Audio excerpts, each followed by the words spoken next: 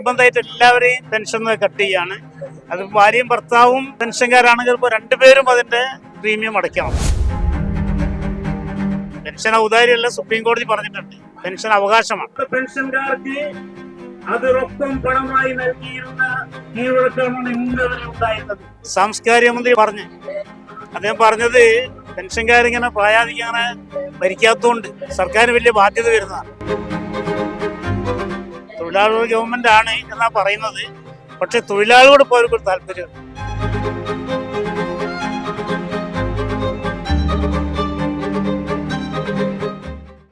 നമസ്കാരം.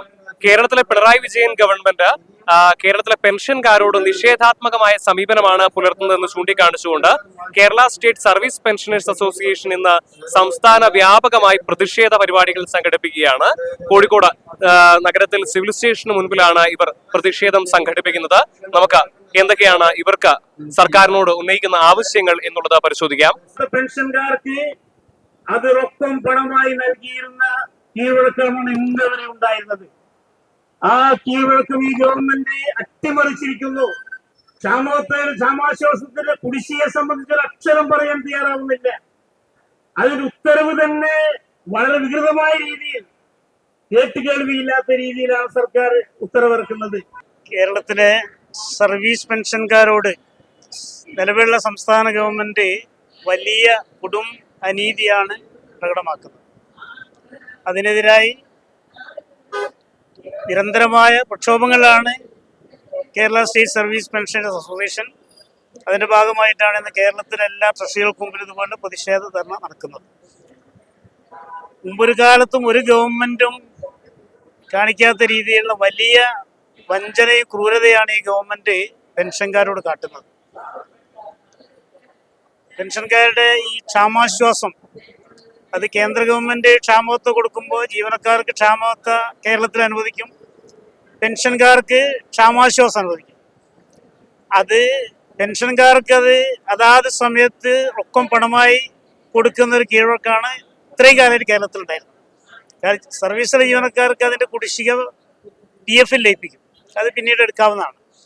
പെൻഷൻകാർക്ക് PF ഇല്ലാത്തത് കൊണ്ട് റെഡി ക്യാഷ് ആയിട്ട് കൊടുക്കുകയാണ്. പിന്നെ പെൻഷൻകാർ മുതിർന്ന ആളുകളാണ്, പ്രായം അധികമുള്ള ആളുകളാണ്. അപ്പൊ ആ ഒരു അനുകമ്പപൂർണമായ സമീപനമാണ് എല്ലാ ഗവൺമെന്റുകളും സ്വീകരിച്ചിരുന്നത്. അപ്പൊ ഇപ്പോ എത്രയോ വർഷങ്ങളായി, 2-3 വർഷത്തെ ക്ഷാമാശ്വാസ കുടിശ്ശികയാണ്. ഇപ്പൊ 1-2 കൊല്ലം കൂടി ഒരു കുടിശ്ശിക പ്രഖ്യാപിക്കും. അത് അന്ന് ആ തീയതി മുതൽക്ക് മാത്രം. 10-39 മാസക്കാലത്തെ കുടിശ്ശിക പറ്റി ഒന്നും പറയുന്നില്ല. വെച്ചാൽ അത് നഷ്ടപ്പെട്ട രീതിയിലാണ്. പിന്നെ പെൻഷൻ പരിഷ്കരണം 5 കൊല്ലത്തിലൊരിക്കൽ കേരളത്തിലുള്ളതാണ്. അതിന്റെ സമയം കഴിഞ്ഞ ജൂലൈയിലായിരുന്നു. അതിനെപ്പറ്റി ഒരു സ്റ്റെപ്പ് ഇതുവരെ ഉണ്ടായില്ല. ബഡ്ജറ്റ് പറഞ്ഞിട്ടില്ല, ഗവൺമെന്റ് ഒരു കമ്മിറ്റ്മെന്റും നടത്തിയിട്ടില്ല. അതിനെക്കുറിച്ച് ആലോചിച്ചിട്ടില്ല എന്നാണ് മന്ത്രി പറയുന്നത്. അതുപോലെ നമ്മളെ ചികിത്സാ പദ്ധതി, മെഡിസെപ് പദ്ധതി, ഇത് വളരെ അവതാളത്തിലാണ്. അത് പെൻഷൻകാർക്ക് കയ്യിൽ ഓപ്ഷൻ സൗകര്യമില്ല, നിർബന്ധിതമായിട്ട് ഇതിൽ ചേർന്നേ പറ്റൂ എന്നുള്ള തീരുമാനമാണ്. എന്നാൽ ചികിത്സക്ക് പോകുമ്പോൾ പല സ്ഥലത്തും അതിന്റെ ആനുകൂല്യങ്ങൾ പെൻഷൻകാർക്ക് കിട്ടുന്നില്ല.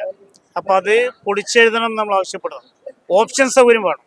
ഇത് ഇൻഷുറൻസ് പദ്ധതിയാണ്, ആവശ്യമുള്ളവർക്ക് താല്പര്യമുള്ളവർക്ക് ചേർന്നാൽ മതിയല്ലോ. ഇപ്പൊ അതുപോലെ നിർബന്ധമായിട്ട് എല്ലാവരെയും പെൻഷൻ കട്ട് ചെയ്യാണ്. അത് ഭാര്യയും ഭർത്താവും പെൻഷൻകാരാണെങ്കിൽ ഇപ്പോൾ രണ്ടുപേരും അതിന്റെ പ്രീമിയം അടയ്ക്കണം. അപ്പൊ അത് മാറ്റണം നമ്മൾ ആവശ്യപ്പെടണം. ഈ ആവശ്യങ്ങൾ ഉന്നയിച്ചുകൊണ്ടാണ് ഈ ധർമ്മം. ഇതിലെ ഗവൺമെന്റ് പെൻഷൻകാരോട് പെൻഷൻ ഒരു ഔദാര്യമാണെന്ന രീതിയിലുള്ള സമീപനമാണ്. പെൻഷൻ ഔദാര്യമല്ല, സുപ്രീം കോടതി പറഞ്ഞിട്ടുണ്ട്, പെൻഷൻ അവകാശമാണ്. സർവീസുള്ള കാലത്ത് ചെയ്ത സേവനങ്ങൾക്കുള്ള ഒരു പ്രതിഫലം രീതിയിൽ പെൻഷൻകാർ അവകാശമാണ് പെൻഷൻ. പക്ഷെ ഗവൺമെന്റ് ഒരു ഔദാര്യം പോലെയാണ് കാണുന്നത്. മന്ത്രിമാരൊക്കെ പ്രതികരണം അങ്ങനെ വരുന്നത്. കഴിഞ്ഞ ദിവസം സാംസ്കാരിക മന്ത്രി പറഞ്ഞു, അദ്ദേഹം പറഞ്ഞത് പെൻഷൻകാരിങ്ങനെ പ്രായാധികങ്ങനെ ഭരിക്കാത്തതുകൊണ്ട് സർക്കാരിന് വലിയ ബാധ്യത വരുന്നതാണ്. കേരളത്തിലെ സാംസ്കാരിക മന്ത്രിയാണ് പറഞ്ഞത്. അപ്പൊ ഒരു ജനാധിപത്യ ഗവൺമെന്റ് മുതിർന്ന പൗരന്മാരുടെ ഏറ്റവും ആദരവും അനുഭവവും പുലർത്തേണ്ട ഗവൺമെന്റാണ് ഇന്ന് ഈ രീതിയിൽ ഉള്ള സമീപനം എടുക്കുന്നത്. അപ്പൊ എല്ലാ നിലക്കും ഈ ക്ഷേമ പെൻഷൻകാരോട് ഗവൺമെന്റ് എടുക്കുന്ന നിലപാട് നമുക്കറിയാം.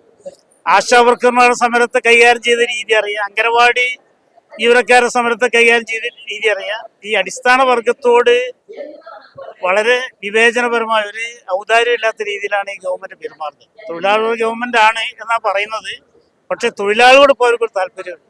സമ്പന്ന വർഗത്തിന്റെ താല്പര്യങ്ങൾ സംരക്ഷിക്കുന്ന ഒരു വിഭാഗമായി കേരളത്തിൽ പിണറായി ഗവൺമെന്റ് മാറിയിരിക്കുകയാണ്. വളരെ മോശമായ പരിതാപകരമായ അവസ്ഥയാണ് കേരളത്തിലുള്ളത്.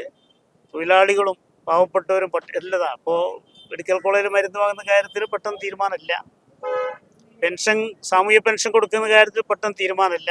പക്ഷേ ദൂരത്തിൻ്റെ കാര്യത്തിലൊരു കുറവില്ല. മന്ത്രിമാർക്ക് പുതിയ കാറ് വാങ്ങാൻ 100 കോടി ബഡ്ജറ്റിൽ വകയിരുത്തിയിട്ടുണ്ട്. അതുപോലെ KV തോമസ് മാഷിക്ക് TA വർദ്ധിപ്പിച്ച് കൊടുത്തിട്ടുണ്ട്. അവിടെ ഒന്നും സർക്കാരിൻ്റെ സാമ്പത്തിക പ്രതിസന്ധി പറയുന്നില്ല.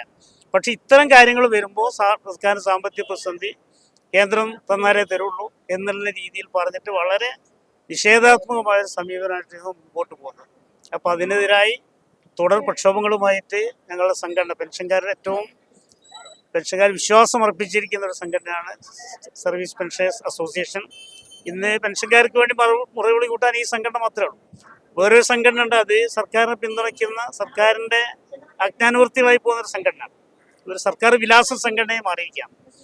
അപ്പോൾ അതുകൊണ്ട് ശക്തമായ സമരങ്ങളും പരിപാടികളായിട്ട് ഞങ്ങൾ മുമ്പോട്ട് പോകും.